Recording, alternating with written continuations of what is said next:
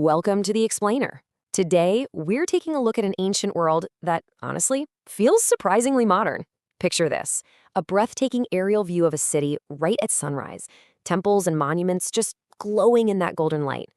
We're looking at a tiny settlement beside the Tiber River that didn't just grow, it evolved into the ultimate blueprint for modern civilization. So let's break down the incredible history and the actual mechanics of the Roman machine. Okay, let's dive into this. How exactly did one small city become the greatest empire the ancient world had ever seen? I mean, how does a humble, legendary settlement of mud huts transform into an absolute powerhouse spanning 3 continents? Well, it wasn't just blind luck.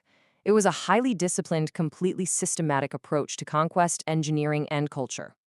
To really understand this, we're going to look at 5 key things: the rise of the Roman machine, engineering a new world, wealth, trade and daily life, law and imperial government, and finally, the enduring Roman legacy. Starting off with Part 1, Rise of the Roman Machine. You see, Rome's expansion was this methodical, relentless campaign. In the early centuries, the Republic was totally focused on just unifying the Italian peninsula. But by the Middle centuries, their ambitions pushed outward, taking over Carthage and expanding all the way across Gaul and North Africa. And then, in the later centuries, they kept pushing those borders deep into the Middle East. This wasn't just about winning a few chaotic battles. They were systematically absorbing the known world. And they pulled off this massive expansion through what was, without a doubt, the greatest military machine of antiquity. The Roman legions operated like this finely tuned engine. For starters, they used brilliant tactical maneuvers like the testudo, or tortoise, formation, where they'd lock their shields together to create a practically impenetrable armored shell against enemy fire. Plus, almost every soldier was also essentially an engineer. Think about this. They were expected to march up to 20 miles a day in full, heavy gear and then immediately construct a highly secure grid-like military camp. Remarkably, these exact same legions actively built the very stone roads they were marching on, which made sure their supply lines could travel way faster than any enemy force. That brings us to Part 2, Engineering a New World. Now, what's really interesting about this slide is how they built the physical framework of their empire. Because the true secret weapon of Roman expansion wasn't just the sword, it was actually concrete. By mixing volcanic ash to create what they called opus cementitium, the Romans weren't just stacking stones anymore. They were pouring structures that could actually cure underwater and literally get stronger over time. This was a massive breakthrough. It allowed for these rapid, almost time-lapse-like building sequences that completely transformed the landscapes they conquered. They could suddenly build higher, stronger, and way more efficiently than anyone before them. And mastering this material led to some truly awe-inspiring engineering feats.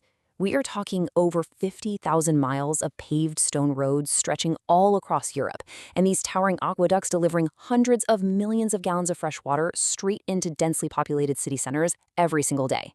This concrete construction allowed for architectural marvels that honestly still take our breath away today, like the iconic Colosseum and the magnificent Pantheon. This wasn't just some ancient building project. This was highly advanced urban planning that rivaled modern times. Moving right along to Part 3, Wealth, Trade, and Daily Life. All of this infrastructure created a sprawling, wildly bustling cargo network. Merchant ships were constantly crisscrossing the waters, moving vast amounts of Mediterranean cargo. We're talking massive shipments of Egyptian grain and Spanish olive oil.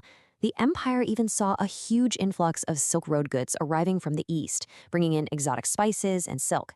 And all of this was seamlessly held together by a standardized currency of gold and silver coins, tying the known world into one highly profitable web of commerce. But all that immense wealth didn't just sit locked away in some treasury. It actively funded a really vibrant daily culture.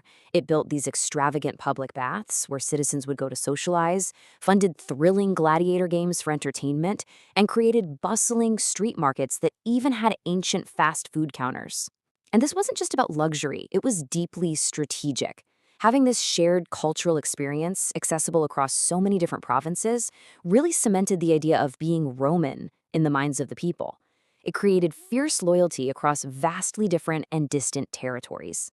Which leads into Part 4, Law and Imperial Government. So the crucial point is how they managed to keep it all together. Because governing this massive territory meant managing upwards of 50 to 90 million people. Conquering a territory is one thing, right? But maintaining order over millions of diverse citizens, people with completely different languages, religions, and local customs, well, that requires a level of administrative genius the ancient world had simply never seen before. It wasn't just a basic military dictatorship, it was this deeply structured, complex bureaucratic system. You had fierce debates happening in the Roman Senate shaping sweeping policies, while a massive network of appointed judges and governors was sent out to maintain order locally. And crucially, they relied on codified written laws, like the 12 Tables, which actually introduced concepts we still use, like being innocent until proven guilty. Having that standardized legal framework unified citizens across the whole empire. It provided a predictable, organized society that made all that sprawling geography manageable. And finally, Part 5, the enduring Roman legacy.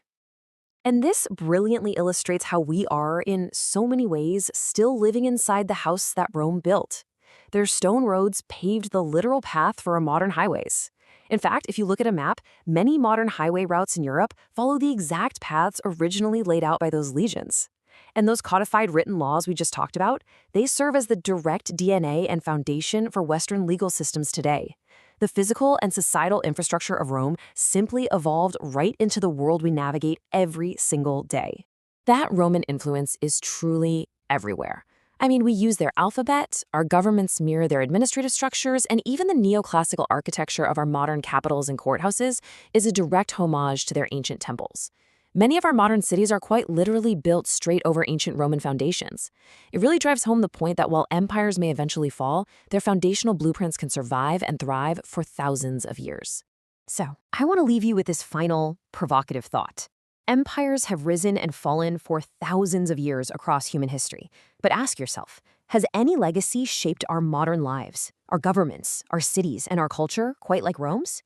Historians universally recognize Rome as the greatest empire in history, not just for the battles they won, but for the world they built, a world we are still walking through today. Thanks for joining me on this explainer, and keep exploring the incredible blueprints of our past.